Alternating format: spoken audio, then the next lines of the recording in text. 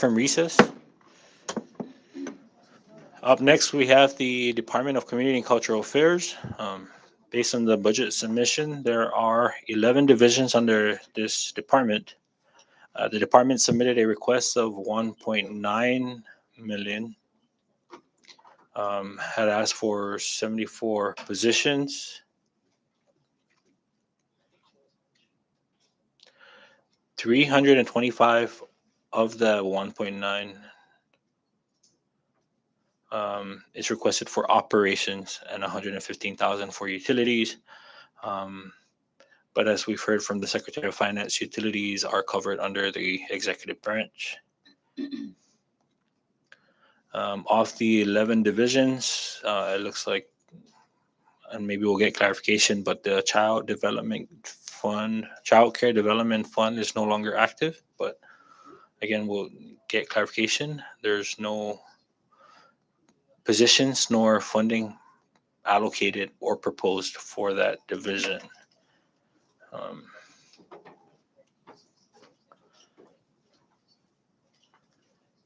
And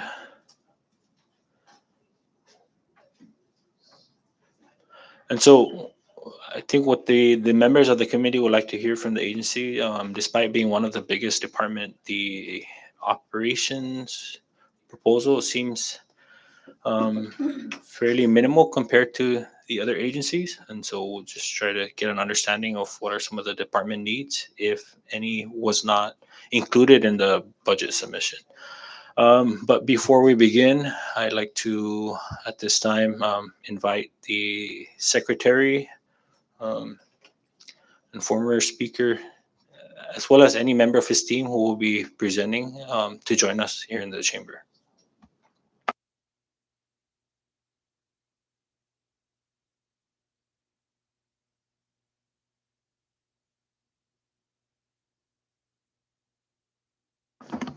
Secretary De Leon Guerrero, if you have anything you'd like to open with, you have the floor.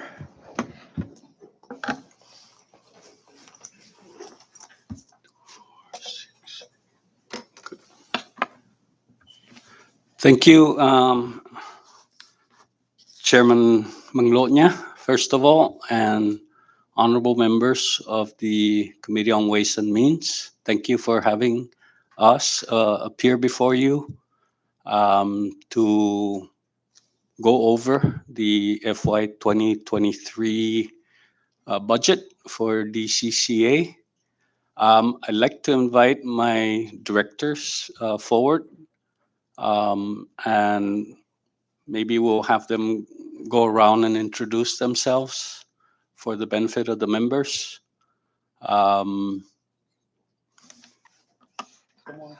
Come on down. Rev Richard, can you come closer? But before we go, please, before we go to introductions, Chairman and members, I just want to make a correction on something you said.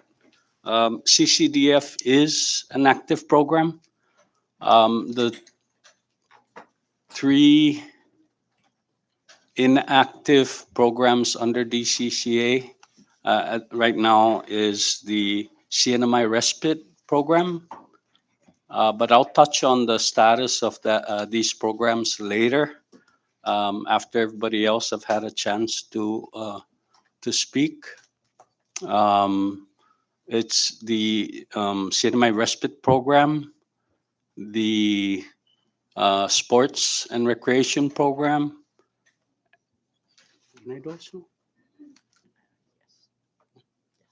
Yeah, those 2. So it's actually including the secretary's office. I think we have 12.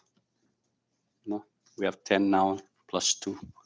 So yeah, as you mentioned, Chairman, I think you've already had your hearings with other departments, and I think pretty much every department was budgeted the same under the governor's budget submission, where they pretty much accommodated our budget request under personnel and even increased it a little bit. Um, the all others is basically zeroed out. If you see that there's a small figure under all others, that's actually the 1% OPA fee that goes to public auditor. So yeah, for the most part, all of our all others budget is zeroed out. But I think the committee is aware of that. Like I said, we're not the only one, and I think the governor's transmittal of the 2023 budget to the legislature states that the ARPA funding, American Rescue Plan Act, will factor in not only utilities but also all others. So that's that's where we're at. So now I'd like to maybe turn it over and maybe start from my left, and we'll go around and introduce ourselves. Thank you. I'm sorry, I said to my left, to my far left. Okay, sure. I'm sorry. Good afternoon, honorable members. My name is Rosel Billy, and I am the coordinator for the Low Income Home Energy Assistance Program. Thank you. Good afternoon, Honorable Chairman and Honorable August, member of the Committee on Ways and Means. My name is Melvin Faisal. I'm the Director for the Chamorro Carolinian and Language Policy Commission. Good afternoon, members. My name is Gordon Salas, and I'm the current supervisor for the Child Care Licensing Program.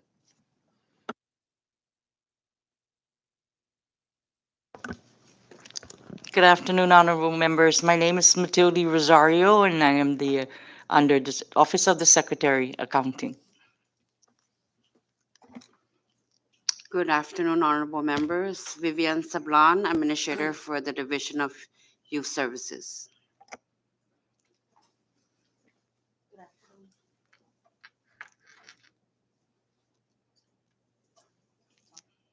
Good afternoon, members. My name is Rita Chong de la Cruz, and I'm the State Historic Preservation Officer for Historic Preservation Office. Oh, wasn't Good afternoon, members. Again, my name is Rita Chong de la Cruz. I'm the State Historic Preservation Officer. Good afternoon, members. My name is Jen De Leon Guerrero. I'm the Acting Director for the Child Care and Development Fund Program. Good afternoon, honorable members. My name is Walter Maglonia, Director, CNMI Office on Aging. Good afternoon, Chairman and members of the Ways and Means Committee. My name is Walter Macaronis. I'm the Administrator for the Nutrition Assistance Program, and I'd like to also say good afternoon to our members of our staffs of the Bureau.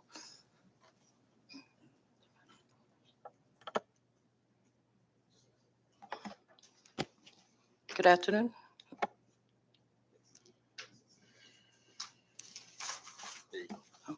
Good afternoon. My name is Margaret Munya. I'm an Acting Executive Director for the Commonwealth Council for Arts and Culture.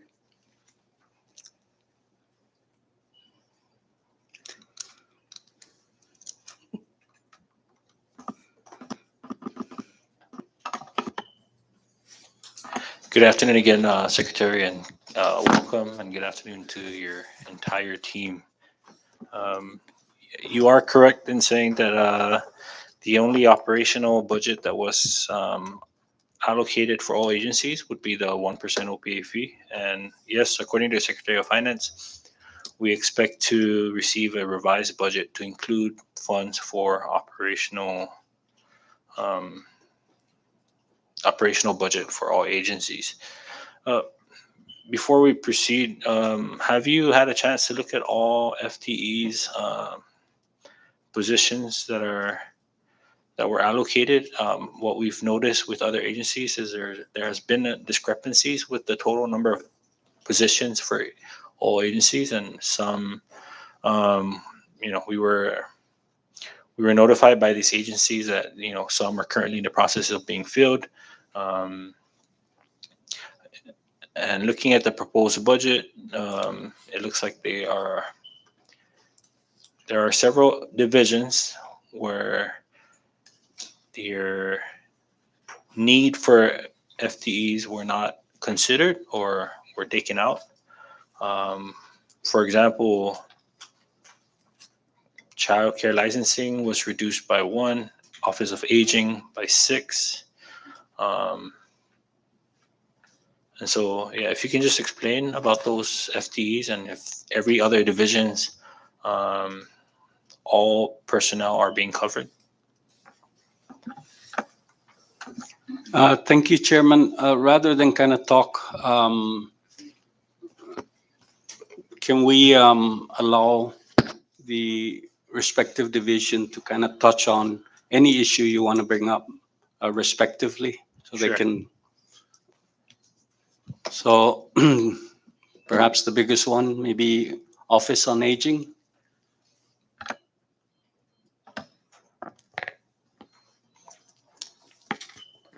So the decrease in the amount of FTEs was due to the time when they were issuing out the furloughs. We were able to do a change of account to be able to save our employees, transfer them into federal accounts. Just considering once we have budget again, we were hoping to try to slowly transfer them back out to local upon availability of funding.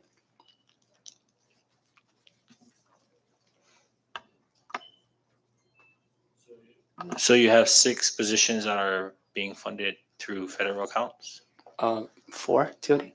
Four. 4, and you currently have 9 under the local account?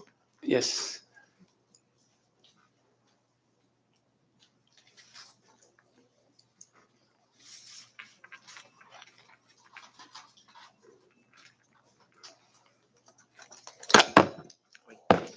Sorry. Okay. Yeah, yeah.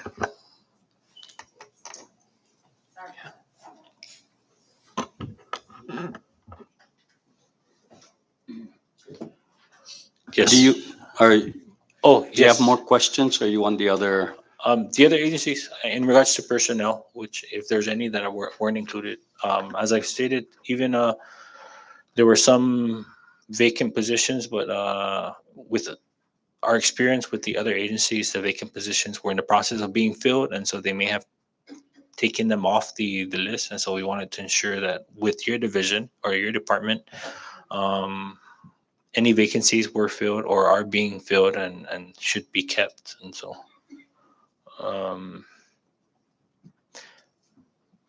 another example would be Counsel for Arts and Culture. Actually, this one is an additional 2 positions.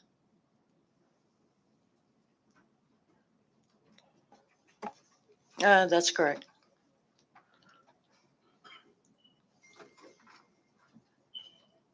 You are requesting for 2 additional positions? Yes, we need one for, that would be for Rhoda and Tinian. You don't have positions for them now? In Tinian, no, but we need one additional coordinator for Cinema. Because right now, the one in Rhoda, there's just being transferred, to be transferred here in Saipan, so we need to hire one for Rhoda. Okay.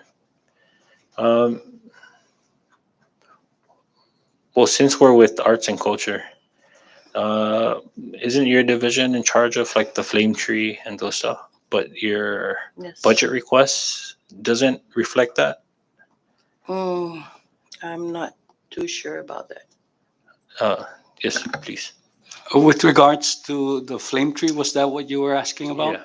Yeah, normally, we submit those requests through the SNAL, and it's usually funded along with Little League and July 4th and other public events like that. That's normally where requests for funding for a specific event. This year we didn't get any, But yeah, we look forward to submitting for next year. Okay.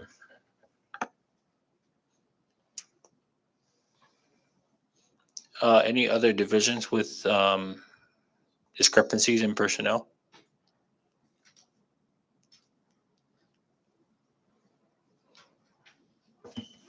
For DYS, originally, just like Walter's scenario, our local FTEs tally up to 19 FTEs. And I do understand with austerity, we also went down to 11. I'm looking at the breakdown and it has maintained 11 for next fiscal year. If we can get at least the shelter budgeted, the shelter caretakers budgeted. So the same thing happened with us is that when austerity kicked in, we tried and move some of our folks to federal. However, a lot of our federal funding are depleting this year. So we're back to our regular 1.4 annual in federal funding. Right now, if we maintain that, the 29 that are under federal would eat up about just a little bit over a million. So our 1.4 minus IDC doesn't really give us much for all others. So at least just a critical position for the local funding. But there are other positions that were there are several positions that are currently showing vacant. Has those positions been filled since the time of the budget submission? These positions would be like the accountant too. So the Um, accountant too is already filled. So you would need funding for that position, correct? Yes. Um, we have two for community development specialists. Yes, but like I said, if we can focus on the critical positions, because the community specialists actually will be fine under federal. So these were removed when austerity hit, And you or the funding transition were these removed. into Yes. federal. Correct. But which ones would you want have back into the The local shelter caretaker, emergency shelter? yes, That one which there vacant. are two, yeah, two vacancies.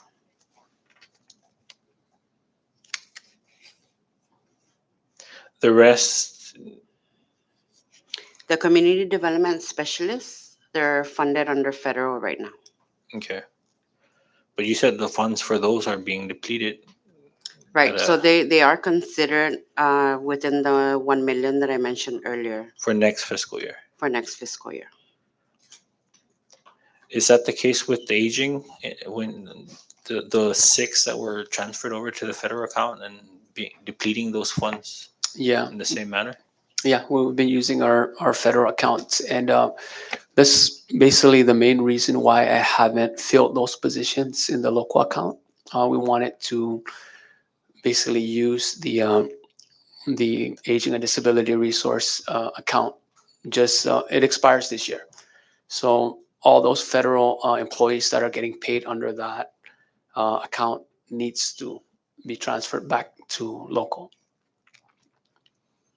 Mm, if those positions were not used, if those positions were not being paid for by these federal grants, what would your division normally use those funds for?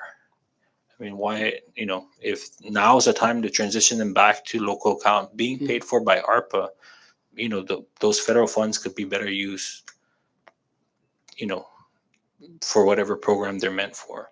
Sure.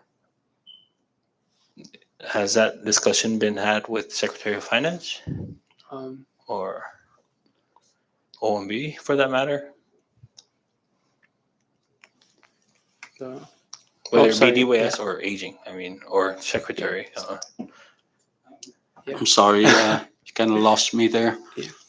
Your question was, The furloughed employees that were transitioned to the federal accounts being paid for by federal grants, why haven't we transitioned them over now that we have ARPA to fund their position and then use the grants for for the operational needs for those divisions? I'll take that. Okay, so whenever you submit a federal grant, you submit a spend plan. So the whole year is already budgeted for that position. So doesn't make sense for us to transfer them halfway through the year.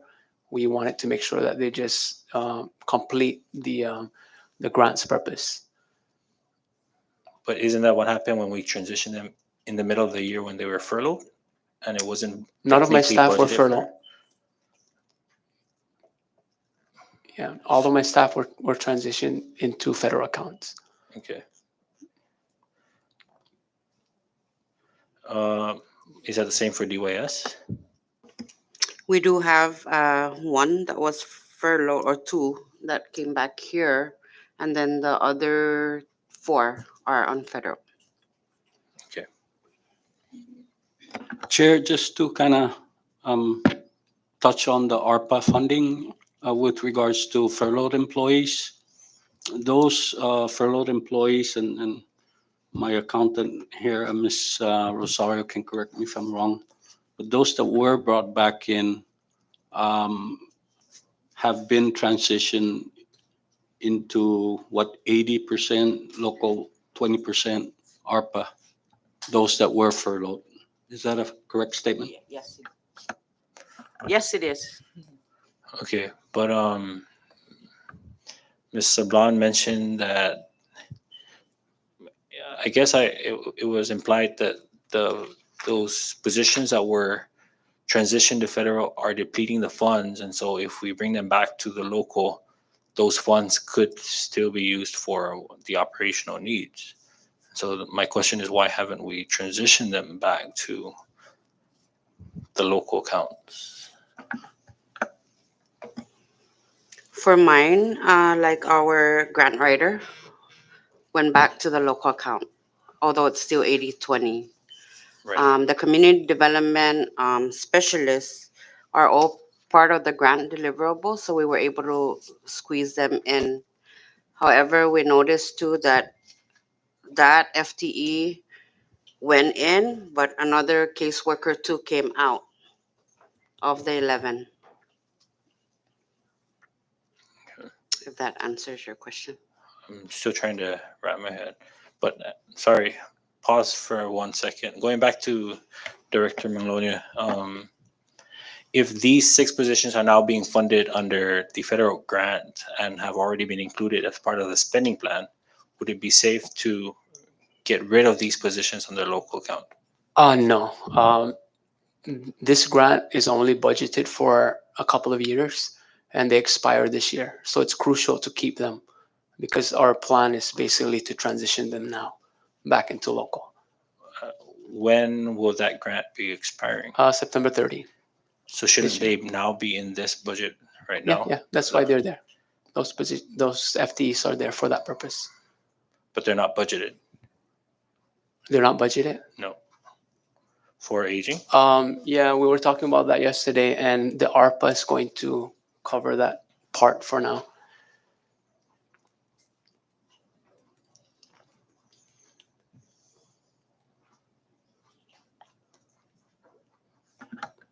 Mr. Chairman, Yes. the ARPA funds allocated to every department, including DCCA, was allocated towards personnel.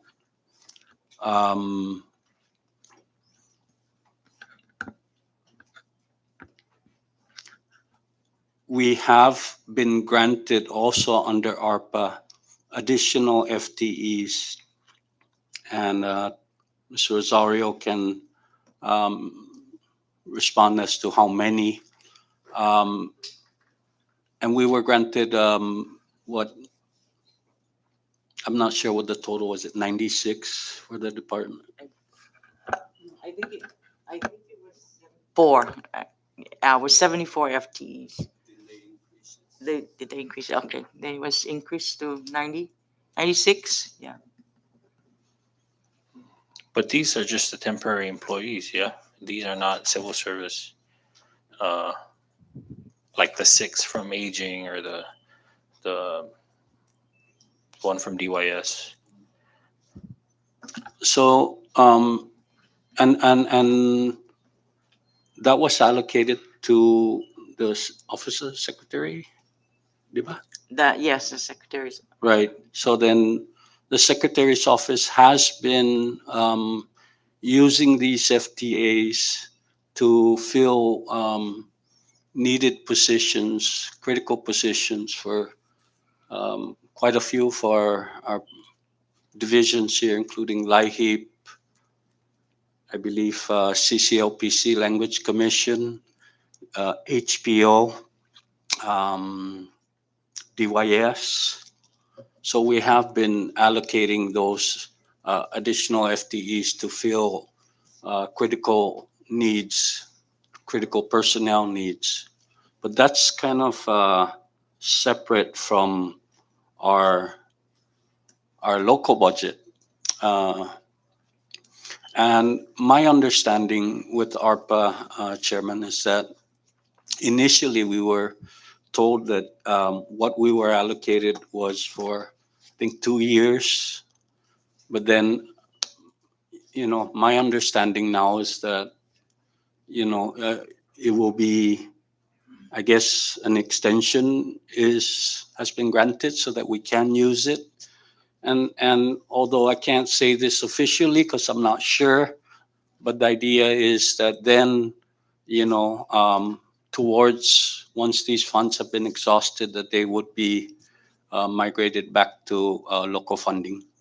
So at this time, but it is in our budget request, respectively, for the local budget. The request for FTEs is in there.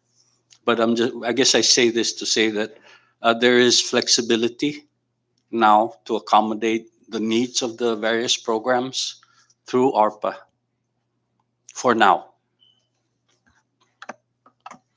Okay, well, I'm just trying to see this as, I mean, when the committee comes to deliberate on these vacant positions that we see right now and no funding source for it, not even through ARPA, unless it's a different plan that you have with the administration, we will be inclined to get rid of these FTEs if it's not being filled or if there's no longer a need for it or if it's being funded through other funding sources. But like with aging, if the current grant is expiring by the 31st, and these names of these 6 individuals should have already been included for next fiscal year's budget under the local account, and then they'll divvy that up again between 80% local and 20% ARPA or 100% ARPA. But because these positions are vacant right now on the general fund, um, then we would be inclined to get rid of that. And so what we would need is the names of these positions that are going to be transitioned back over to the general fund to include those FTEs as well as some sort of funding so that we can use general fund and ARPA. But um,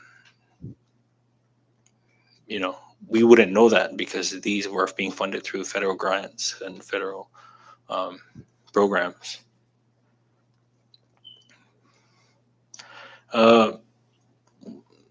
Secretary, the operational budget seems very minimal for such a big division or department. Are there any plans for any programs or activities or I don't know, major renovations that the department is anticipating to push forward in the coming fiscal year? Thank you, Chairman. First, with regards to the all others, just the basic operational needs, those were included in our budget submission. As you see, you said it was minimal. It's really not minimal. It's zeroed out. What figures you see under all others are really for the OPA 1% fee. It goes to OPA. No, Not- I meant not- the department's requests. You submitted a request for 10,000 for travel, 5,000 for fuel, these requests. Like I said, it seems kind of minimal in order for Oh, our request. yes. Oh, okay. Um, I'm operating under we are discussing the governor's submission, and under that, it's been zeroed out. But as the governor mentioned in his transmittal of the budget to the presiding officers, that it would be, all others would be covered or factored in, I think was the term they used, by ARPA. No, and utilities. That's why the only utility that was budgeted or was included was for the low-income household assistance, LIHEAP, for LIHEAP. And that would go towards benefits for their clients.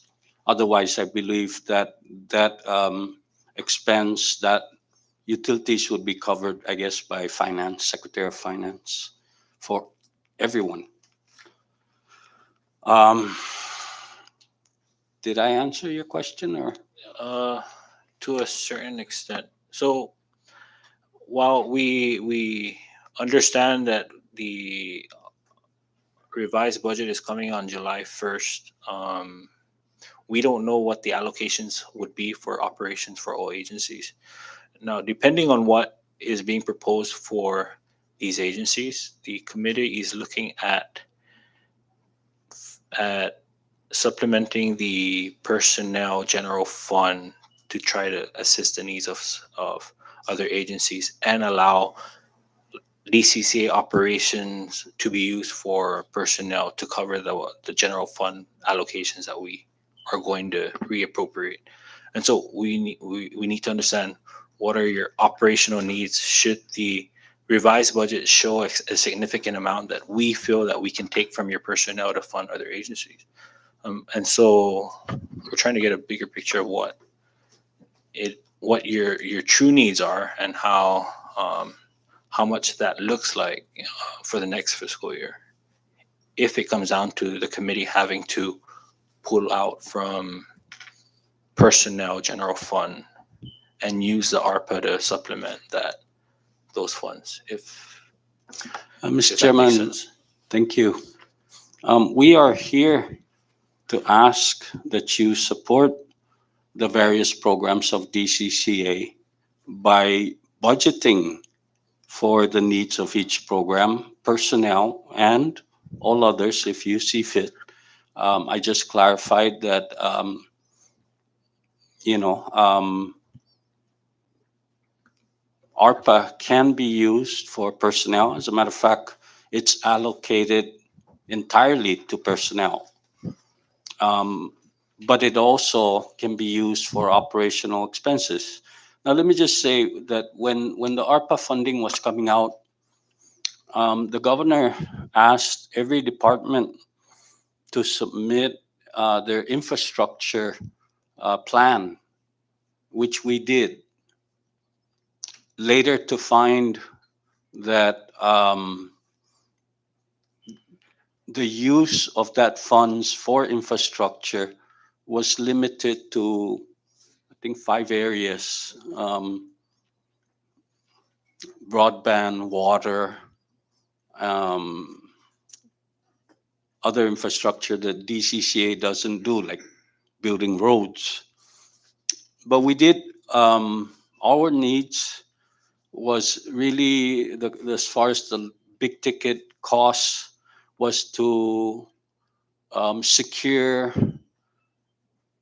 buildings, offices for all of our divisions. Um, and we are following that plan that we turned in. So as we speak, we have allocated some of those funds so that Language Commission is, I believe it's in the works with Public Works, DYS for their admin office, and also for their CPU, Child Protective Services. office. So this is a once in a lifetime opportunity with these grants. We thought it best to use it for those long-term costs that we normally can't come to the legislature and ask for funding for, such as building renovation, vehicles, and things of that nature, costs of that nature. So we have been putting it for those uses. There are some programs here that are allowed to use their grants for those purposes, like CCDF is almost finished, I believe, finished with their building. Um, but yeah, I just wanted to make that statement that we have been using it for our big expense is really to provide long-term, permanent offices for all of our programs, in addition to personnel and just the day-to-day costs. We are asking that we get, in addition to personnel funding, please don't zero off and give it to some other agency. This department has direct, um, provides direct benefits to our community, from the baby to the manomko. And, please don't talk about, I know that's your job. I've been there. I understand. I'm just saying, but we're here to defend the needs of these programs. Um,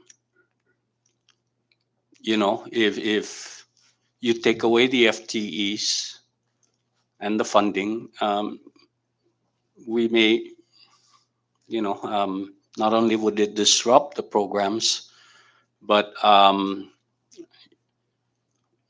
you know, um, ah, don't do it. Yeah. No, I'm not saying that that's something that we plan to do. I'm just trying to, like I mentioned, we are just finding out now from Director Magnolia that these positions will be unfunded come September because the grant's ending, and so we would need to ensure that they're protected for the following fiscal year. But we don't have that information in front of us based on the budget submission. Another concern that I'm bringing up about the needs of the department is something like, HPO, for example. Their total all others request is 7,500 for the entire year. So we're just trying to get this picture of you know what services are being offered when all that division is asking for is 7,000 for an entire year. That's less than 1,000 each month. And so, um, you know, and it's pretty similar to all other agencies. I understand that some divisions are being funded through federal grants for operational needs. And so with something like HBO, are they receiving grants that are not that, you wouldn't need much funding from the general fund in order to be able to provide these services to the public? Yes, we receive a federal grant and we do have operations costs budgeted in there to augment local funds.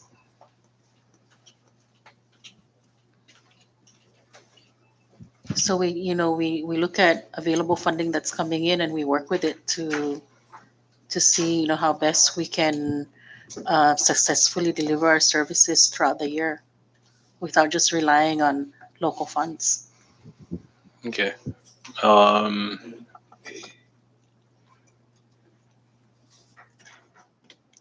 Looking at the other divisions, again, for Council of Arts and Culture, 19,000 for entire year. That's less than 2,000 a month. Sports and recreation. I know you mentioned something about sports and recreation. Can you talk a little bit about that? Yes, thank you, Chairman. Let me kind of backtrack a little bit. You're probably aware that, I don't know, was it in the 16 legislature, they passed a law that would turn over the functions of the gym to NAMASA at the time. It's called NAMSA now. So um, when I came in, there was only one employee under sports, and that employee eventually was hired at another office. So rather than fill in that position, um, I didn't think it was wise to compete. No, not compete. To do the same thing as what NAMSA is doing. They're already handling the Oliai Sports Complex. We never filled that position. Um, I Before I came in, I believe my predecessor, Mr. Robert Hunter, had our sports, DCCA sports, doing after school what do they call it, inner school competitions, things like that, after school programs, working with the youth of youth services to do programs like that, after school programs with the kids. um, Let me share that I believe things are going to change going forward.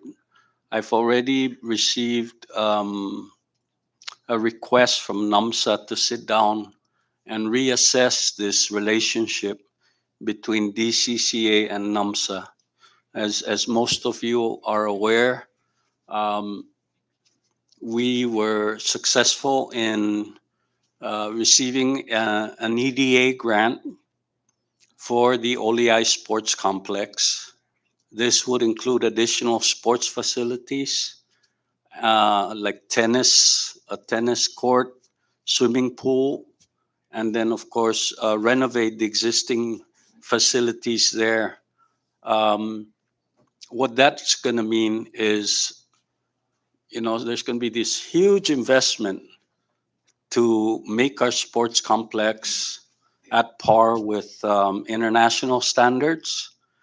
And there's going to be a need to maintain those facilities, both staff and the resources to keep them running. NAMSA, I don't believe, has the capacity to generate those kind of funds that would be suitable to maintain and upkeep the sports facility.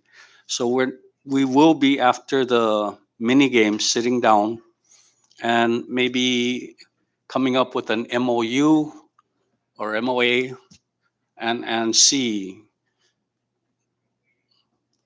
will there be a need to, depending on which course we take, one approach would be give it back to DCCA.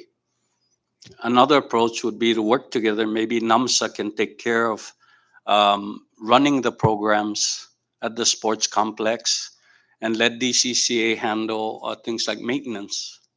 So that's probably the approach we're going to take. I'm kind of giving you a heads up. So although we're not asking for pretty much anything in this budget, we anticipate, once we decide how we're going to handle this, more appropriation for sports. So that's the sports and recreation. I also said that the other inactive program is the CNMI Respite program. Now, before I came in, the department did develop, had staff develop in partnership with other agencies, I think the Disability Council and others, a CNMI Respite program. And basically what that program does is provide relief for caretakers for disabled persons. But rather than restart that, the Office on Aging has is in the process. I'll let Walter talk about it, but let me just summarize. I'm working with Office on Aging to see if that office can implement the CNMI respite program in addition to their Manamco respite program. It's kind of save costs, and at the same time, Walter's been certified and has overseen what is needed for that. And so we're kind of this is in the works. I think what we're asking for is 3 admin assistant positions, and that's really just one for Saipan, one for Tinian, and one for Rhoda. And then we will work with our partners to try to secure grants for voucher programs for the respite. And Walt, if you want to add on to that. Thank you, Secretary. May I? Chairman? Yes.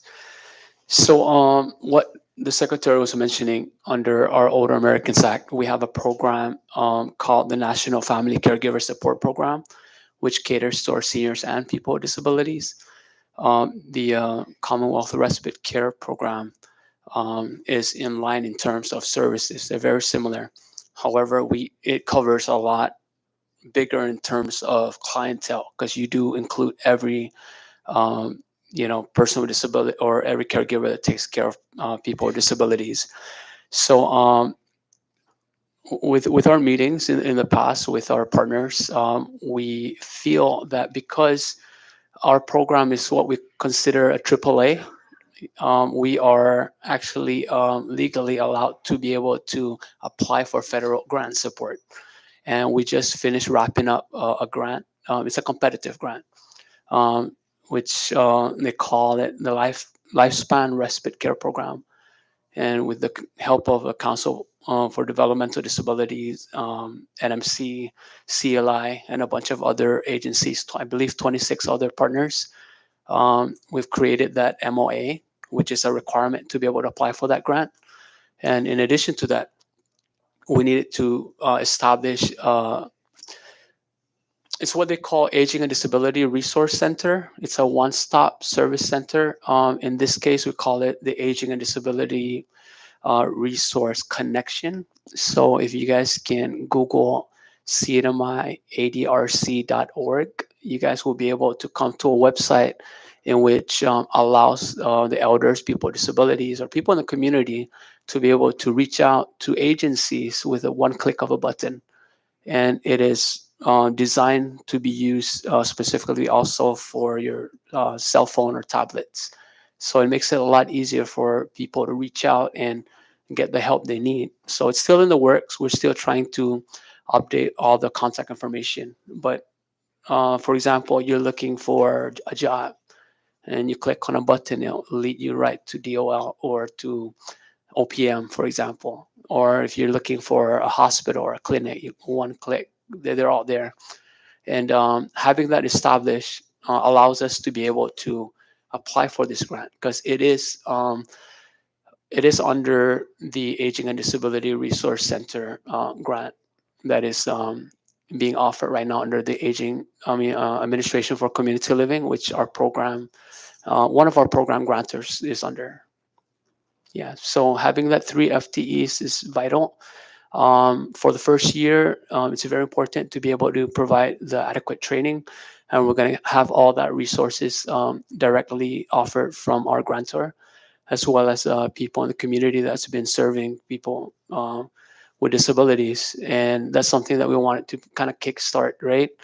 And I understand that they did phase that out, not budgeted locally, but hopefully in the future, especially once we start issuing out vouchers. And I know that probably a lot of you guys have been reached out by community members in terms of assistance. I'll give you an example. You have a mother or a grandmother that's sick and is homebound, and you have to quit your job because you have to take care of that elderly full time. How can we support, the families? And to my right, my BFF right here, his program is a life-saving program, and we want to contribute to that. NAP is definitely a life-saving program for a lot of our community members that are struggling financially, just to be able to get food on the table. And in addition to food, they're able to purchase a lot of other stuff that they can actually be self-sufficient, right? Like gardening tools, fishing equipment, and all that stuff. So we want to be able to kind of maximize the services to our elders and people with disabilities out in the community. And I can tell you guys that I've spent hours and hours meeting with families, hearing all their complaints, and this is kind of like a solution to that in assistance. So in terms of the number of or how much we're going to be issuing out to the people in the community, all depends on how much funding you guys are willing to give us, right? And after just breaking down the total number that we have in our data, it's going to cost millions of dollars a year to be able to give a family household a minimum of $500 to $1,000 a month. That would definitely help them out. But that's definitely, it's worth the dream, right? We want to start something and kind of see where it takes us. Sorry for talking too long. I yield. No, thank you for those updates. Here it indicated you were initially requested for 6, but you're saying 3 would suffice just to get the program up and running. Um, it looks like this program was at least, let me pull it up, budgeted for the current fiscal year. Were there any challenges in trying to get someone on board?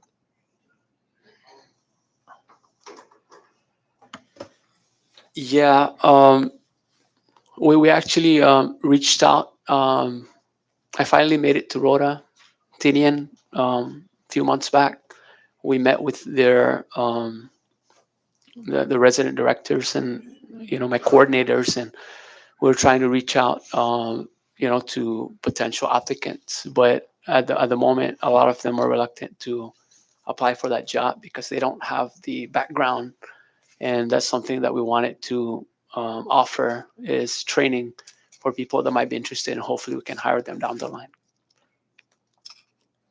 But currently, are you advertising these positions? Because for the current fiscal year, it was budgeted at 133,000 for 4 positions. To date, none, or you haven't announced these Yeah. positions or re-announced them. May I? Till? Tilly? Till? Hi. I'm Yeah. sorry. So vacant FTEs under Respite? I'm sorry. This one? In FY 22, in FY 20, in FY 22, there were 4, actually prior to the furlough time, 4 FTEs were under the respite. And when they were furloughed, they never came back. And so 1 FTE was actually continued to be funded over there, but that 1 FTE, that 1 employee was transferred to secretary's office. So just recently, we are now paying him under the secretary's office, and that's the reason why I think it got zeroed out in FY 23, because he was supposed to hire 3 admin assistants under that, and did that Yeah, happen? it's still in the works. I'm Yeah, leaving. and the RFPAs are en route. Yeah. But for FY 22, it's en route. I'm heading to Tinian tomorrow Yeah. to confirm to meet up with my staff to make sure that everything's in line. Okay, it's still so in the you do works. have an announcement out for these positions. Working on it. Yeah. Okay.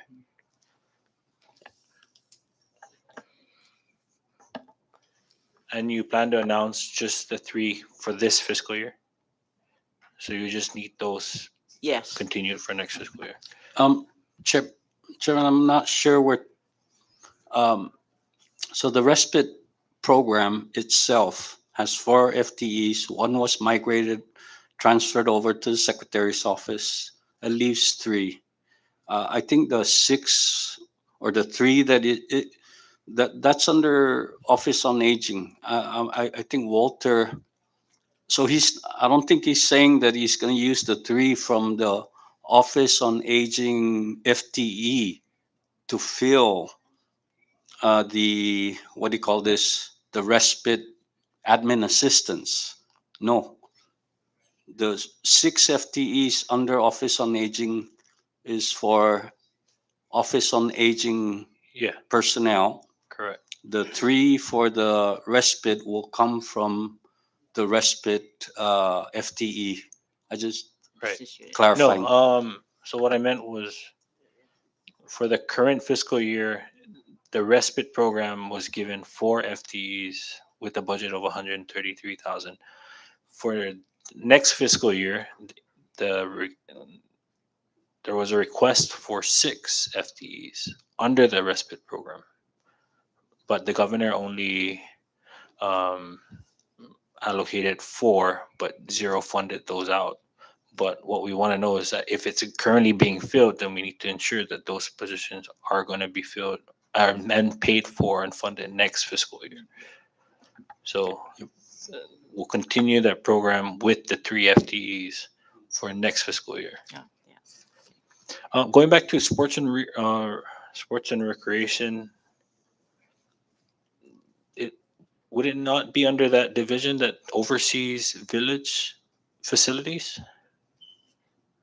Say again, the like sports facilities, like basketball courts. within the villages. Um, my understanding, DCCA does not, the sports and recreation division does not handle maintenance and repairs of sports facilities, whether it's the baseball field over here at Capitol Hill or other basketball courts.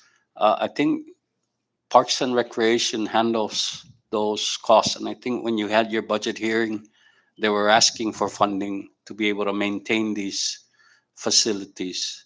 What Sports and Recreation did was establish programs, competitions, leagues, basketball leagues, and things like that. Um, Everything in the gym, whether weightlifting, volleyball, whatever. It was really to develop programs. But since NUMSA has kind of taken on that role, and it makes sense that they handle that because all of the various sports federations are members of NUMSA. Basketball federation, soccer, everything are under NUMSA. So it makes sense that they take on that role. And so that's why we didn't fill the sports coordinator position is because NUMSA handles the programs, Parks and Recs handles the maintenance. And so until such time that we come back to the table and kind of agree how we're going to move forward, I didn't feel it was prudent to get a sports coordinator. Didn't really know what we were going to do with him. Well, how would we now promote sports programs within the villages? Would they just have to go through NAMSA, or is this something that this division can see moving forward? Like I said, we will be sitting down after the mini games with NUMSA, and we will be coming up with some arrangement. But as far as like after school programs and you do have sports under PSS. At the same time, the Division of Youth Affairs, I believe, when we did have a coordinator, that coordinator was working with the youth of services, youth affair, youth services to develop these um, after-school programs. Thank you. Um, As a matter of fact, Mr. Chairman, the former sports coordinator is now the youth affairs director. Youth services. Youth affairs. okay. My apologies. Thank you. The next question I have is for Mr. Faisal. Your division has submitted a request for 8 personnel, but was only given the 6. What was your request for the 2 additional positions? The 2 additional requests FTE were for translator for the Chamorro and Carolinian. And would like to say also to thank this honorable August body for the funding under Public Law 22-8, where they provided us, the agency, a 103,689 for personnel and 12,313 for operation. Furthermore, I would like to report that the financing from ARPA was $55,589, mainly utilized for the 80/20 personal wage grade increase and merit award. In addition, we also received a 103,825 from the ARPA for the renovation of the office space, building number 1359 on Utsu Street, Capitol Hill. And in November of last year, we were awarded a $19,834 solely for the mother language event from the National Endowment Humanities under the Promotion of Humanities Federal States Partnership Grant. Thank you for allowing me to do this brief presentation. Thank you, Director. So you currently have two translators on board, but you are seeking for two additional translators. Yes, sir, we're overwhelmed, and I pray that you do not reduce our current FTE funding, please, because we rather have an additional, because we're now providing interpretation services to the Superior Court on court cases. And those requests are usually generated from the Director of Court or the coordinator for the limited English proficiency personnel. Thank you for that, Director. At this time, I'll allow any of the members to go ahead to ask any questions that they have.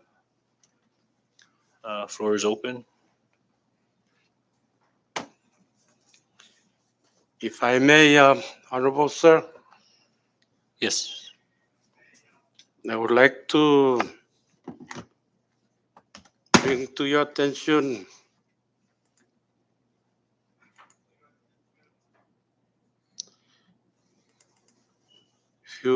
if the members can take into consideration House Bill number 22-84. And I believe it has underwent public comment. And this House Bill 22-84 was introduced by Honorable Congressman B.J. Atto. And if this is put in place, it will provide sufficient revenue for this agency, the Chamorro Carolinian Language Policy Commission. With that, that's all. Thank you.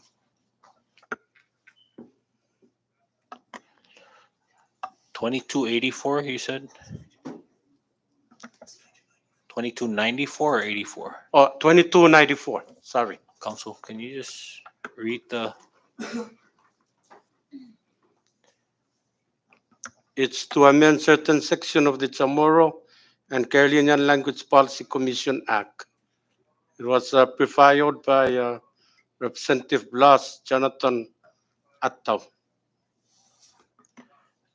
Thank you. Well, I believe that may be in the Education Committee, but we'll check and we'll share your feedback with the chair.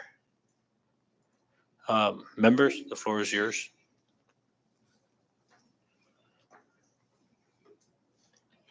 Recognize the Vice Chair. Thank you, Chair, and welcome, DCCA team. I guess with each respective division, maybe just share with us what your critical needs would be that are not covered by any federal funds, so that we can start creating a list, to determine what we can provide support, during our deliberation. So maybe just going down the line, if you could just give us some of the most critical needs that you need funded by the local funds, that would greatly help us.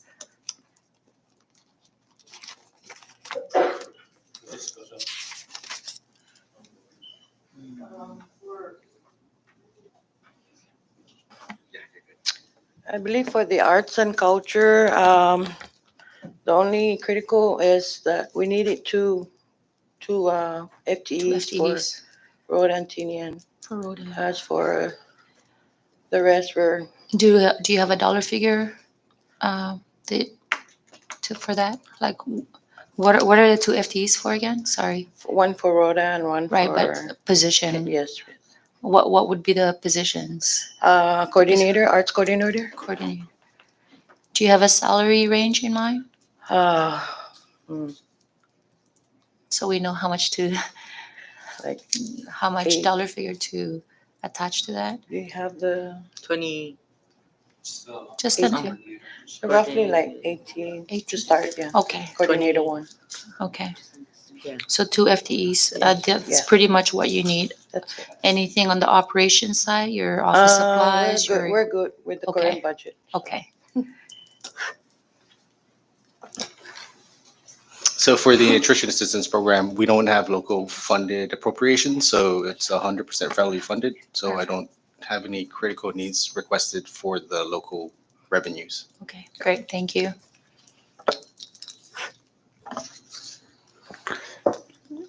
On the condition that we don't take any resources from this department and you're gonna take it from somewhere else. If you guys are generous enough to give us additional FTEs in addition to what we're asking for, I think that would be a lot more advantageous, especially on the islands of Rhoda and Tinian. We would definitely need to get a couple of the drivers on Tinian and So how additional many cooks. FTEs in total are you asking? Maybe four. So 4 FTEs? Yeah, 2 drivers on Tinian and maybe a couple of additional cooks on Rhoda. I see that it's a lot of burden weighs on the head chef there, and from time to time they need self-care. And the dollar figures associated? Um, I'll probably say around 25 per would be an okay start. 25 for each of the FTEs? Sure. Okay. We also take care of a pretty large building, and our buildings are not the newest, right? So we always encounter challenges having to upkeep some of the buildings, and having over 80 some clients every day coming in and out of the restrooms, we tend to have issues with restroom issues, and we kind of want to give a little facelift, especially on the islands of Tinian and Rhoda as well, and here in Saipan also. So like repairs and maintenance to your building? Yeah, the challenge that we have here is with our federal funds, we do receive an administrative cap. And as much as we want to be able to start using federal funds to be able to contribute in other stuff other than services, X amount of dollars that we surpass the cap, it's definitely going to be counterproductive in our services. So more money we save on other things, the more money we have to be able to deliver services to our Monamco. And so the dollar figure associated with that? The more the merrier, but I would probably say minimum maybe 50 grand. Yeah. And this 50 grand for Rhoda and Tinian? Saipan Road and Tinian Saipan will be Road, able okay. to resource and try to see if we can also get volunteers to try to chip in. Okay. Just to save costs. Sorry, while we're with aging and in the area of operations, we're sorry to hear of what happened, but have you been able to calculate and identify how much of these items have been stolen? And would this be, in order for the community to try to assist in replacing some of these items? Sure. Governmental supplies and equipment totaled a little bit over 3,000 some. That's the one government tag, our bush cutters and everything. And the further we went through all of our inventories, we started realizing that they practically wiped out all of our iPads. And this, the Monamco, they're getting into technology now. We're kind of wanting to hold like mini classrooms so we can kind of teach them, and they swipe everything. So our iPads are not cheap. How many iPads were taken? I think we purchased, I think close to 9 or 10. Yeah, we were supposed to be buying more so we can actually have more of them. But then their musical instruments, they were supposed to hold a concert over the weekend of, or after the weekend of July 4th. They took all of our instruments, broke our drum set. Might have to get another one like that. And the sad part is the funds that were used to be able to procure all these items are their bingo money, their arts and crafts that they, with their little brittle hands, they're creating and selling out to people, and their artwork. And it's just a lot of work, and it kind of pains me that they would come in there and take the Mononco stuff, and then the further I hear that even churches, they're breaking into, I'm like, wow. It's just that my job was to kind of cheer them up today, last week, and kind of let them know that things will get better. Were any of these items insured by any chance? Not the stuff that they buy for themselves, because we had these things for years. What about It's the government? Are they insured? No. Yeah, no. Okay. We just have to submit a report of procurement and hope that the DPS find them. Yeah. Can I, well, Yes, boss. can we add one small thing to that? Uh, Maybe a new security system, cameras, and what do you call this? Cameras are one thing, but if you go with like a security service like G4S, there's also monthly Yeah. maintenance costs, and so that I don't know how much that would be. yeah, I'm actually talking to them right now. Okay. So, yeah, well, it's pricey. So, Well, maybe you can, since we're gonna receive a revised budget by July 1st, if you could always submit some items that you would like to request so that we can include it in okay. our deliberation. Yeah, for sure, security Sure. system. Yes. Yeah, they stole our camera system, by the way. So maybe the human security service would help deter some of those, Yeah. Anything else for We're good. you? That's good. Yeah. You're good. Okay. Oh gosh, sorry. Food. Food. Yeah, food is not cheap, especially in Rota, Tinian. They're very expensive, and um, additional funding for food would definitely help. Almost all of, or if not all of our food expenditure are coming from federal funds. And whenever we bid out the kitchen, we don't, or the food service, we don't really know what's the lowest bid going to be. And we just kind of want to have that safety net, making sure that we don't cut corners, right? Because when you're dealing with nutrition, things are not cheap. How much are you? How much in additional funds are you requesting?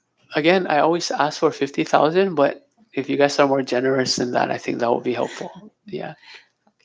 I guess the reason why I ask is there has to be a basis, right? We can't just throw a number out there. So we need to be able to kind of tie it to. Okay, 100,000. Okay.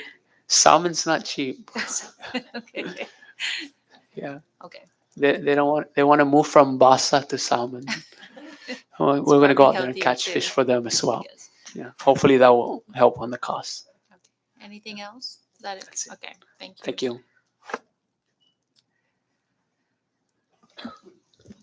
Hi, for the Child Care and Development Fund program, we are 100% federally funded as well as SNAP. So I believe we're okay with nothing Okay. for now. Thank Okay, you. Thank you.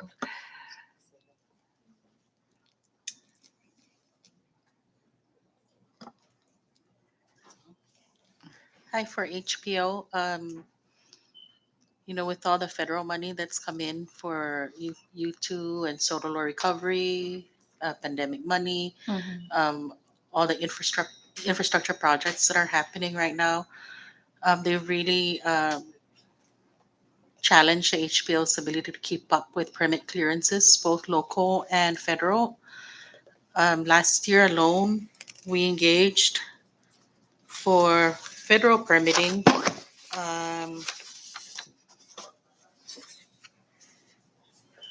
Probably 80 times. We had to do 80 federal clearances.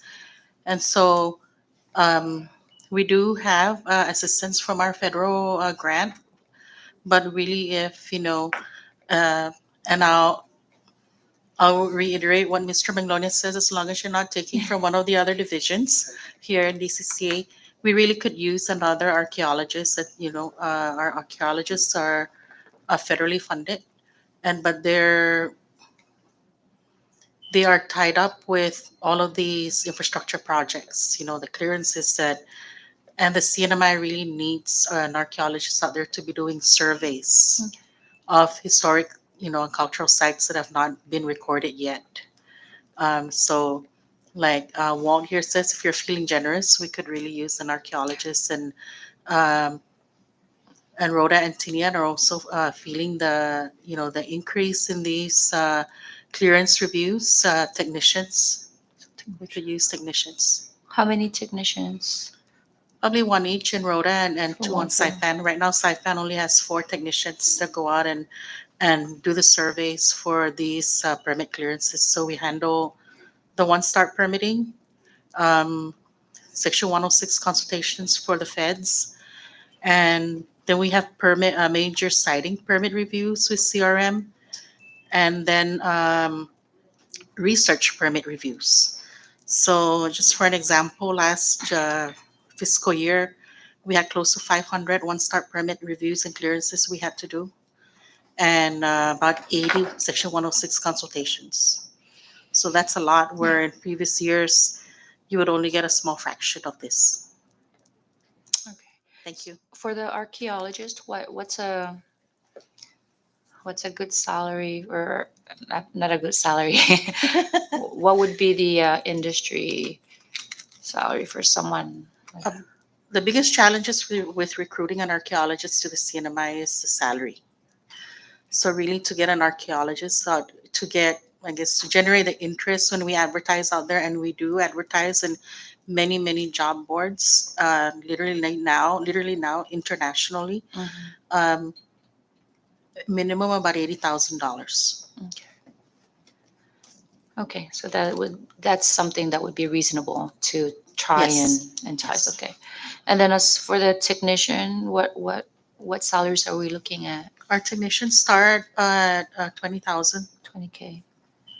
So total of 60K for the 3 FTEs that you're requesting. Okay. Yes, Anything else? I think I'm good. Thank you. Okay. Thank you.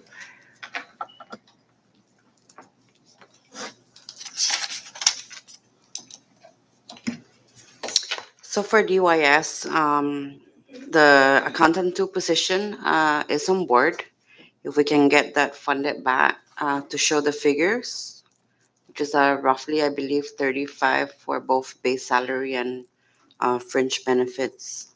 Okay. And then, of course, earlier mentioned, I did say two of the shelter caretaker. One here is not funded, but if we can get one additional into the budget, so that'll pick up our number of FTEs to 7 instead of 6 for the 24/7 operation. And then finally, because we oversee the Tonopah Youth Center and the Kangming Community Center, if we can get about 10,000 in repairs and maintenance. Sorry, and the San Paulo Youth Center.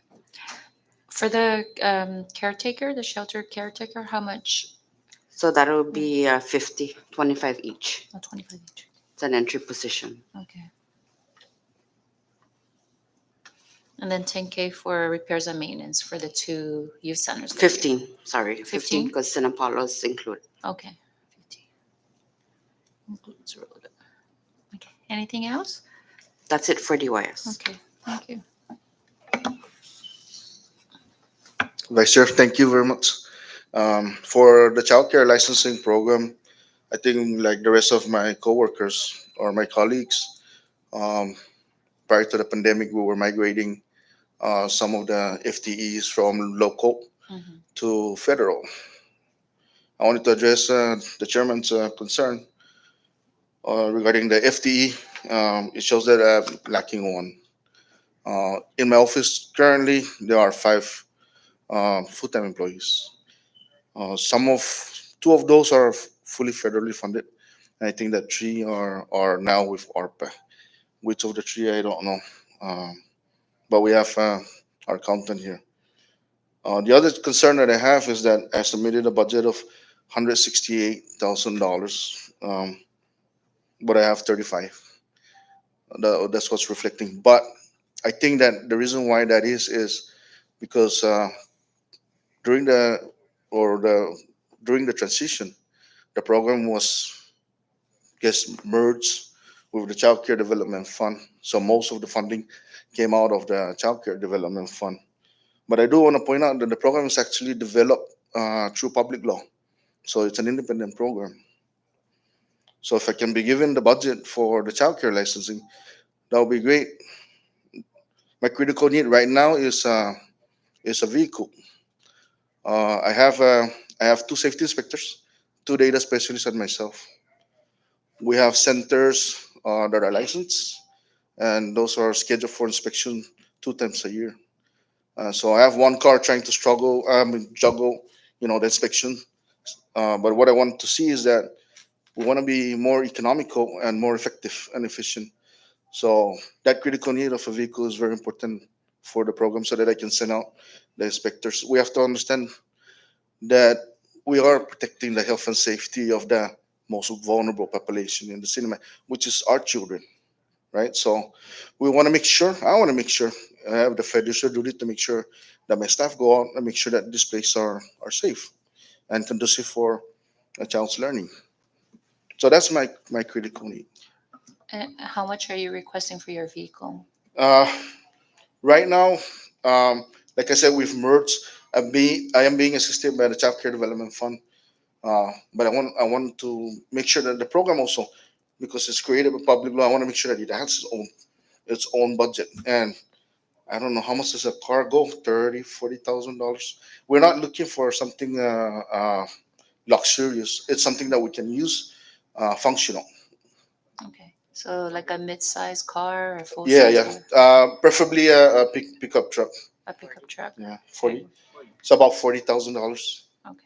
That will be the most critical need. As far as staffing, um, I got the team that I need. I just need the tools to do the work that we have to do. Okay. Thank Thank you. you. Sorry, Mr. Salas, can you Yes, sir. explain your FT situation again? So prior to COVID-19, we were in the process of being furloughed. And so to prevent the furlough of the staff, we had to migrate most of us or all of us into a federal program. And the federal program happens to be the Child Care Development Fund. And so when ARPA came in, I think some were migrated back. Which of the three, I'm not sure. But I do believe that three of my staff are currently funded by ARPA. Um, well, right now there are three positions to include yourself. So there's one that you would need added back on. I'm sorry? So there's you and then three others. Um, There's four, four four, four altogether. others. We have a child care. We have an eligibility worker one Correct. that's vacant, but that was one of your employees that was furloughed but brought back or something. Yeah, none of my staff were furloughed because Right, you transitioned to the federal yeah, we grant. did transition. With the ARPA, I was able to get one more FTE, and so with this budget submission, I was not submit. I did not submit for any FTE because I did hire that FTE for the current fiscal year. Okay, so what are the other? What's the position title for these other three? So I got two safety inspectors. Um, the actual position title for my data specialist right now is actually secretary 3. She was migrated or detailed from the child care licensing program upon my request to my office. And I have one safety inspector that is actually migrated as well from the same program. So these are eligibility worker one. It's not. That's not something that you requested. No, I did not request for an eligibility worker one. As a matter of fact, Mr. Chairman, um, that position is actually being reclassified to a data specialist. Okay.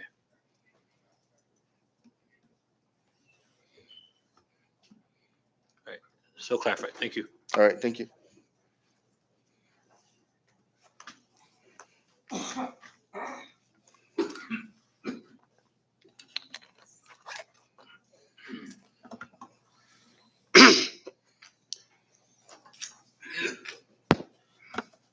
Thank you. Again, I'd like to report that most of the translation services that we do at the Chamorro Language Policy Commission are for promulgation of rules and regulation, public notices pursuant to Semi Administrative Procedure Act, executive proclamation if submitted from the press secretary for translation into Chamorro and or Carolinian vernacular, and survey form from respective cinema agencies are translated if it meets the requirements set forth in 1 CMC section 9901, etc. Please further note that when I came on board, I ceased receiving translation requests from all U.S. military contractors for the mere reason that we cannot charge for providing translation services.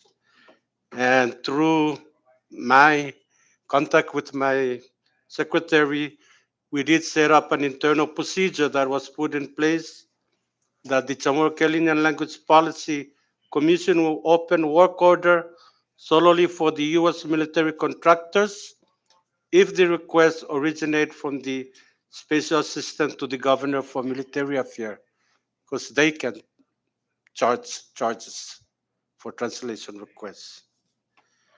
Furthermore, we continue to provide interpretation services to the public defender and the semi court on a need basis. And inconsistent with Public Law 19-83, if you are to put into consideration the additional two, I would request that you take into account that I'm requesting for pay level 9, step 8 at 29,857. That's without the fringe benefit. Thank you very much.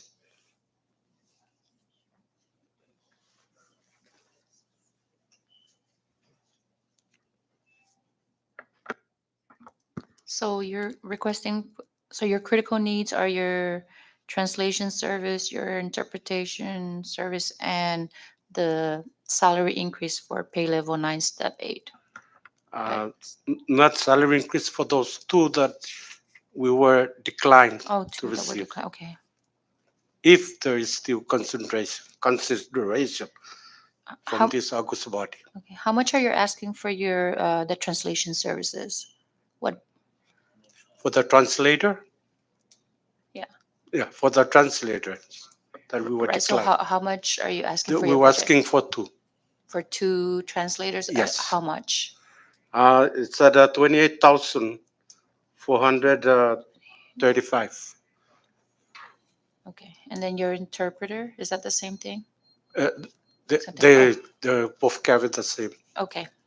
But take into consideration that they have to undergo a training with the judicial system in order to be interpreting for other agencies. Okay. Thank you.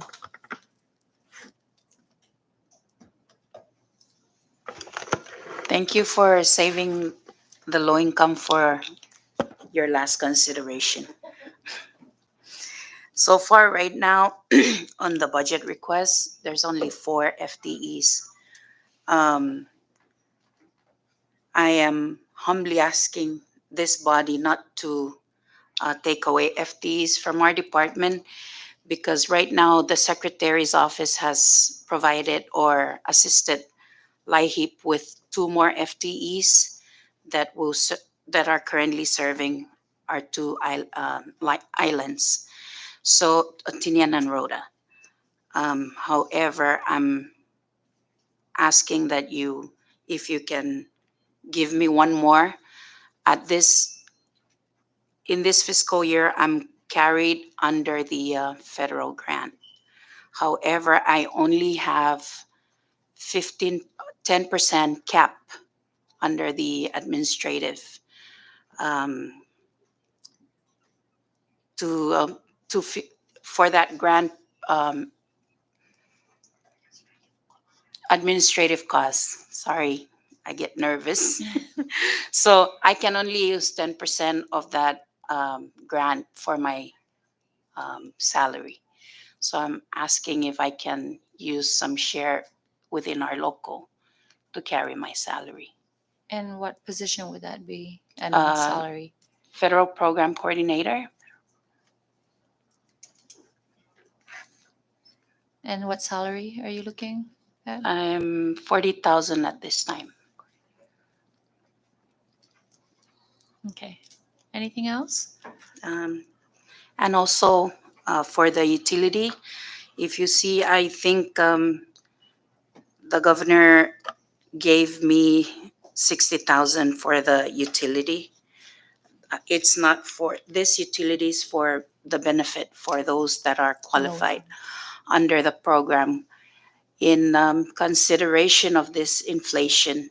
Mhm. Um, our subsidy program is very low. We subsidize households that are very low income, and it's not, I would say, it's helping them because something is going to their account. However, they're still suffering from this rate that our CUC is imposing on us. So Are you able to share with us how many, I don't know if they're clients, but household? So I have LIHEAP is to date I have 424 households served. This number really increased as of May. The number has, yeah. So I still accept applications. However, I'm risking it because my federal grants are now 98% spent on benefits. Okay. I'm just curious, is the program, is it a fixed amount for all households or is it dependent on the number of? It's dependent on the income and the household size. Oh, okay. So are you requesting for additional funds to help assist To with augment the federal because the federal can only give me up to 250,000 per year on the block grant that I receive. Okay. And so how much are you? And in that 250,000, I can use, I use 10% for administrative costs. The cooling assistance itself, I had to knock out some of the other components just to satisfy that to carry up to the end of the year. So how much in funding assistance are you requesting?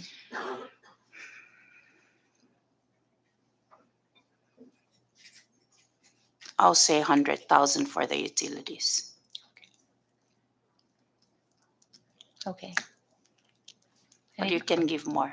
Okay. Thank you for that. Thank you. Vice, may I just kind of add on to her request on 100,000? You might think that'd be a lot, even if you add it up with the federal grant that goes towards those benefits.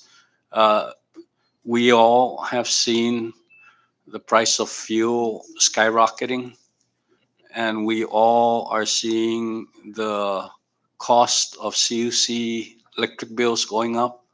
So the value of that 60,000 under the governor's proposal, as the LEAC keeps increasing, the value of those benefits keep going down. So yeah, I want to reiterate, if you can, the 100,000 sounds like a lot, but if you can make it more, this really goes out towards our needy families. So yeah, it might look like a lot in dollar figures, but once you factor in the utility costs, the rising utility costs, it shrinks. Yes. So thank you. I completely understand.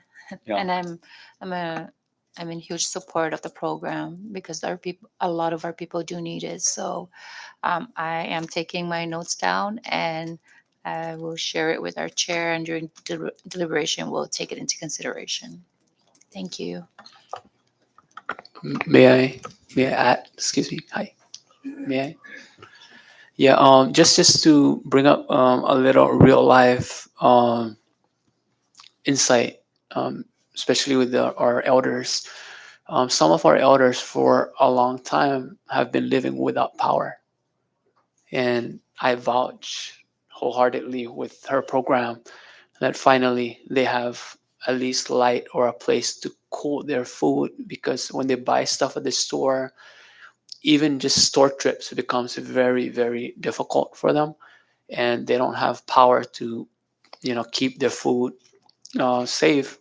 And the longer it stays out in room temperature, the chances of them getting sick. And I don't think 100,000 will suffice. I'd love to give them more, because then they can serve more, and it's definitely a life-saving program as well. Thank you. Chairman, I think you have one more division. As I know we went around, but the office of the secretary is also a division. Thank you. And I think we are gonna basically, if you can, not cut our FTEs, and if you can provide for just operational expenses of the program, um, that's all we ask. I can say that we have taken steps to save funds by moving out of rentals. We have taken steps, some of our programs here, to save costs, like shipping food items to Tinian and Rhoda. Um, Walter mentioned that we did purchase, I don't know if he mentioned, but the Office on Aging did purchase boats. And in accordance with their grantor, part of that would be used for shipping food items and operational supplies to Tinen and Rhoda. And just so kind of give you an idea of what their costs were annually just for shipping. He was talking about additional funds for food, but just shipping those food items to Tinian and Rhoda runs upward between 60 and 70 grand a year. So, even though the initial cost of these vessels, um, of course, came from federal grants, not one penny to the CNMI government, but it would help to also, the rising cost of fuel is another thing we need to consider, and anything you can provide will help. But so for the Secretary's office, just keep it intact, please. Um, and we can assure you, again, we are always trying to find ways to, one, ensure that the services are continuously delivered effectively, but also to find ways to reduce costs to the CNMI government. So that's all. And I guess I'll wrap it up with that. Thank you, Mr. Chairman, Vice, and honorable members who have been very patient and listening attentively, and hope. And if you need us to justify or to provide you with any figures, we can always come back, get it back to you. We may not have all the information you're requesting at this point, but please do reach out to my office, and we'll get you any information you request. Thank you. Do you? No. Yes, I yield. Thank you. Thank you, Vice Chair. Just sorry, going quickly back to LIHEAP. You currently, from what's on the budget, you have 3 filled positions, 1 LIHEAP vacant position. And so you're asking for 2 more on top of that 1 vacant, or just 1 more? No, the FTE was given the one additional FTE. So under LIHEAP, you submitted a request for 3, but 4 was um, allocated under the local. And there's one that Secretary's Office. Sorry. Mike, please. Yeah. So currently I have 4 FTEs funded locally. And at this time, they're under ARPA. These were the furloughed employees. Correct. So I have 1 FTE that was just given over by the Secretary's Office. That's his FTE that he transferred to LIHEAP to assist with the RODA and Tinian. And then I received ARPA funds directly from the grantor. And the papers are routing for Tinian. So the FTEs that I'm requesting for is to ensure that once this ARPA's fundings are out, I can transition them over onto local for Tinian and myself. So, okay, because right now it's showing that that one position is vacant, and so you are probably in the process of. That's probably the one Filling that's it. routing for Rhoda. It Okay. just So you just need 1 additional or 2 additional? I Sorry. I need The one that's routing will make your 4 3. altogether? Sorry, 3. So I need 1 to secure for Tinian, because Rhoda is already secured from the Secretary's FTE. So I just need Tinian and for myself here. So 2 additional FT. Yes. Back to Mr. Director Manglonia. I know you didn't mention any boats, but I did have a member that was inquiring about the boats, and I did share that those were federally funded. But the fuel for those boats, were you given additional funds for Yeah, fuel, yeah. or that's something that? Well, we have budget under the federal accounts. So well, we're broken down in different grants, right? And if we are delivering meals, then we could use fuel money under Title III C1 or C2 to be able to fund for the fuel going to Tinian or Rhoda for that purpose. If we're going for training purposes under other grants, then we could use those to fuel the boat up. But yeah, just getting additional money for fuel would definitely help. Just for just sort of what we call like a matching requirement, because one of the conditions that I did put while I was requesting for these boats, because they were asking how is the CNMI going to contribute, and one of the things that I did mention was maybe it can help out with maintenance and fuel. And fishing rods We got those under federal. already. We actually had a lot of back and forth with finance because, they wanted to see everything in black and white from our grantor that they're allowed to use these funds to For procure fishing, and that we're allowed to go out fishing for our seniors and all that stuff. So we provided all that thing for them. Okay.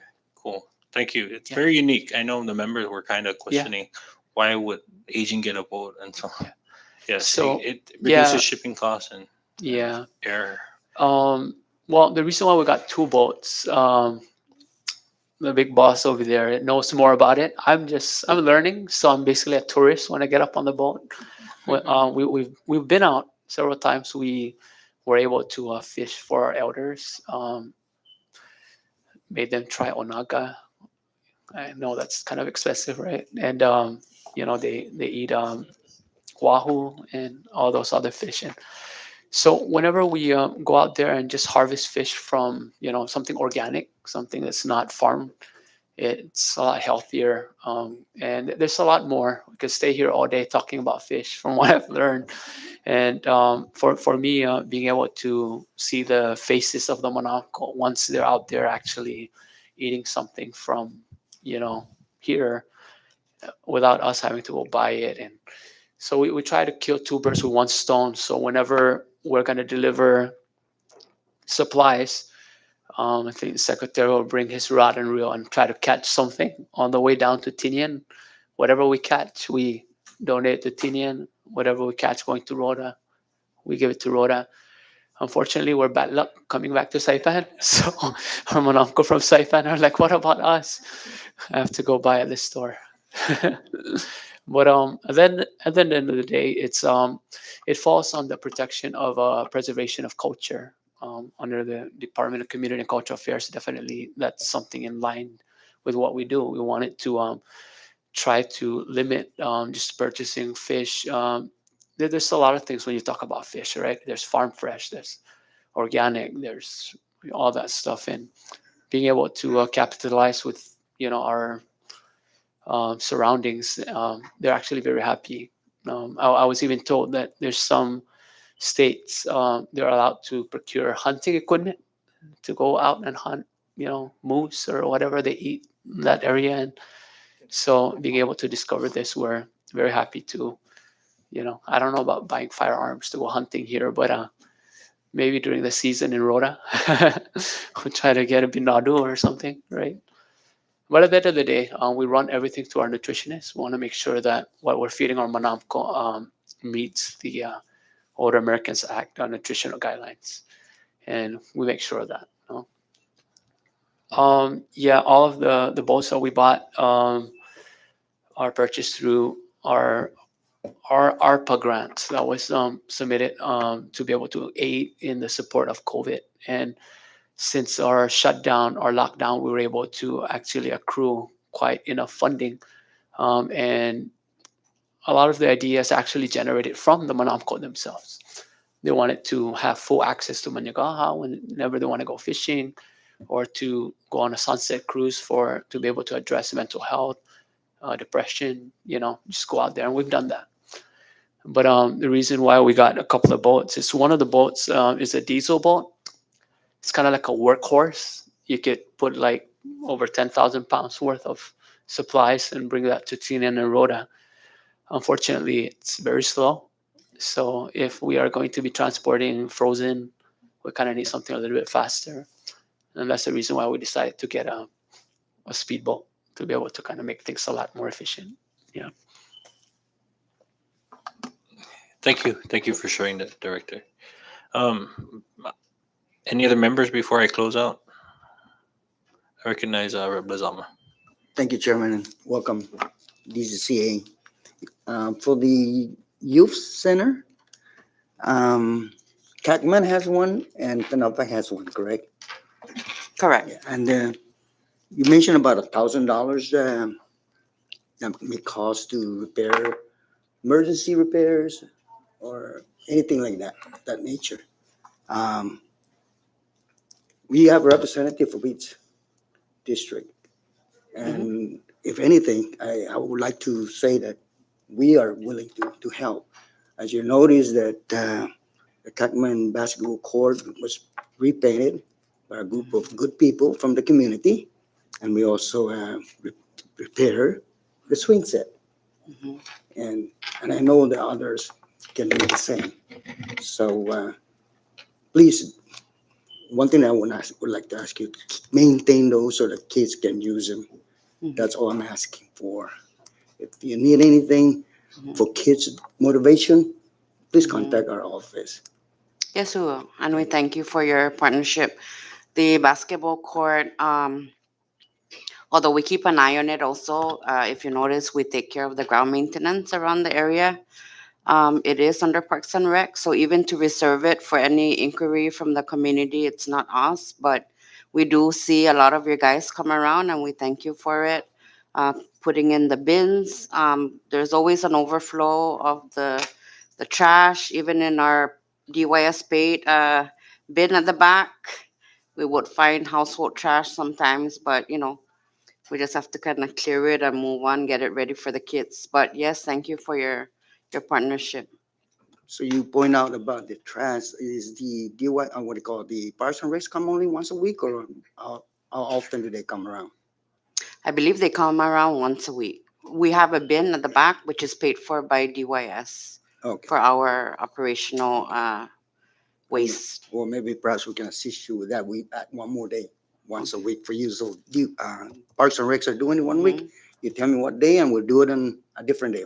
Okay, So, thank you. You know, And thank you for also taking care of the pathway, thank because you. our kids also use that. Thank you. And for you, Mr.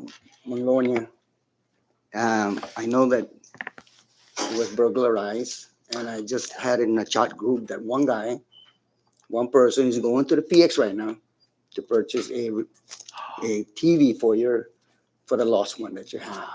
And I urge that, I encourage the public out there to do something for our Manamco. You know, these are very touching. It's really sad to see that happen. But I know that community can come around and help those Manamco. I have one question, a verifying question. I've seen a lot of young folks. What's the age group to be given free meals? Uh, because I've seen younger age, and I know they're not Manamco, but where can we come up? This is here. Where can we come up and help these unfortunate individuals? So what is the age group for Manamco?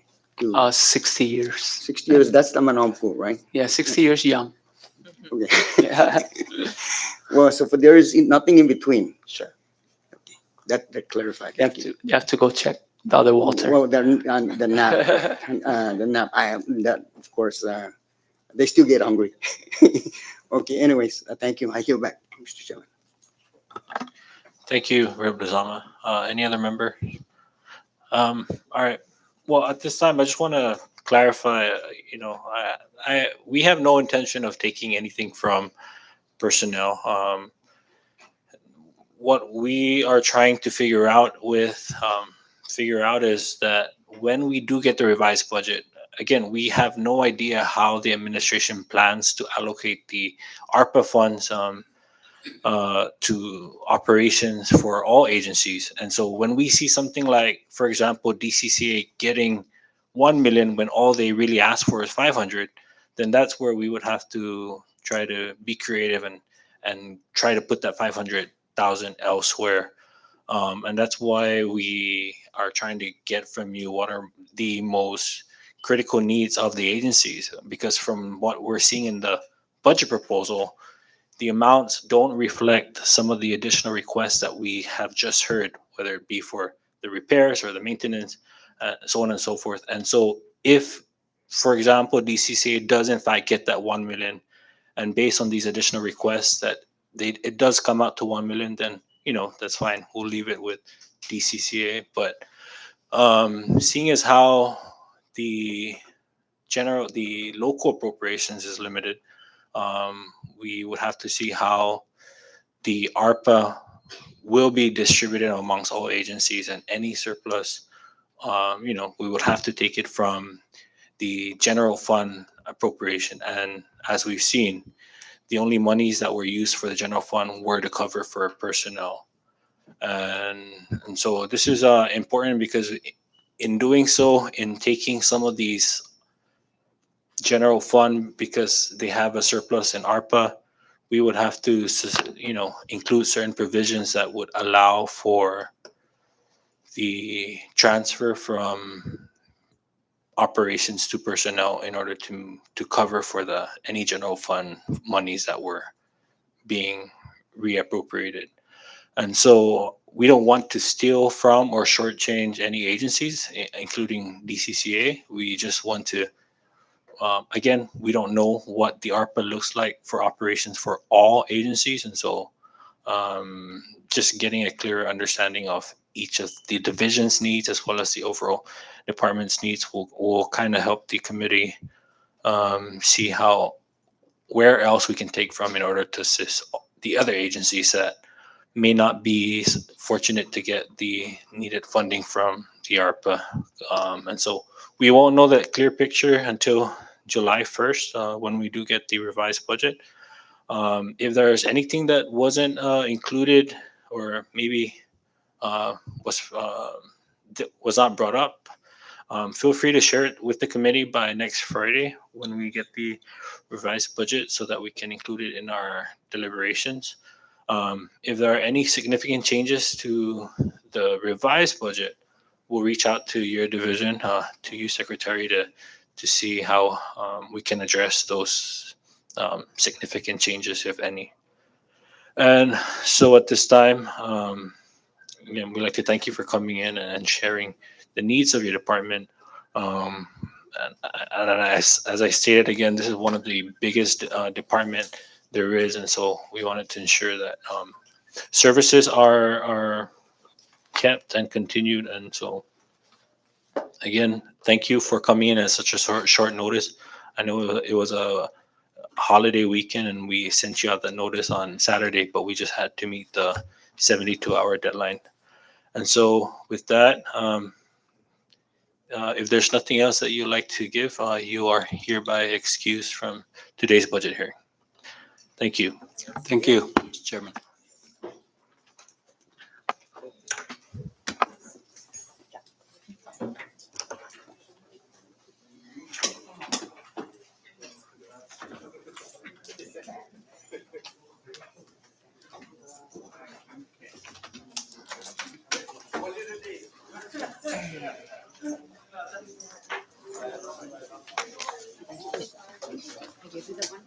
Yeah, yeah. Okay. Thank you.